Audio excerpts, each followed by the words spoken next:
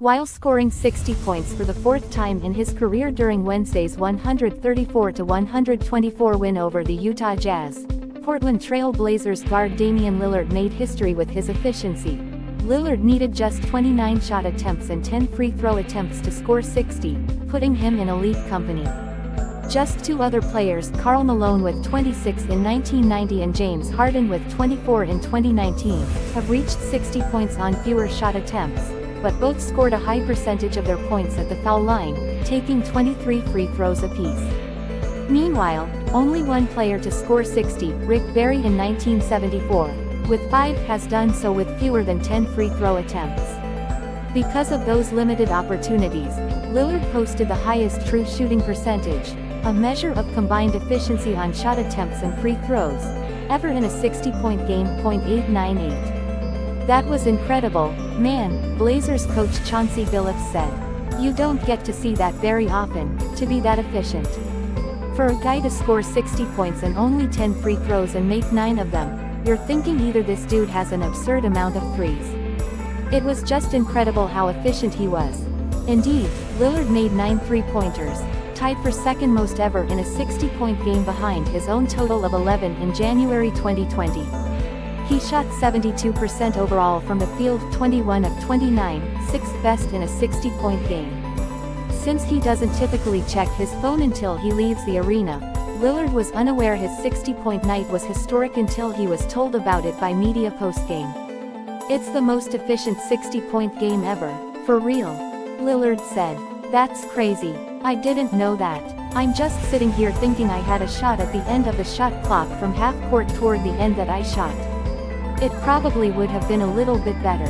I missed a free throw. Damn. The early stages of the game offered little indication Lillard would enter the record books. He had just 9 points in the first quarter before heating up.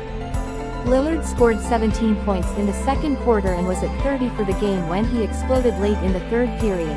Starting with a layup at the 6:42 mark of the third, Lillard went on to score Portland's final 20 points of the period, shooting 7 of 9 from the field in that span with 3 three-pointers.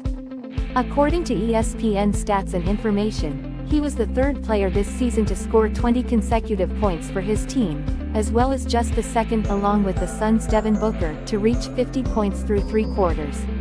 Remarkably, Billups had to be convinced to keep Lillard in the game during that stretch. I thought he was tired at the end of the third and he was so hot, Billups said. I came into the timeout and I said, how are you feeling? I really wanted to get you out here for the last 2 minutes. GP Gary Payton too, and everybody was like, no, let him go. I said, man, this could be a good game at the end. I don't want to have him tired because he got 45, 50. He said, I'm good. I've got to trust guys in those moments. Despite Lillard's heroics, the Jazz managed to remain within striking distance, allowing Lillard to return to the game and approach his career high of 62 points. He reached 60 for the fourth time in his career on a pair of free throws with 1:37 remaining but did not attempt a shot on the Blazers' next 2 possessions.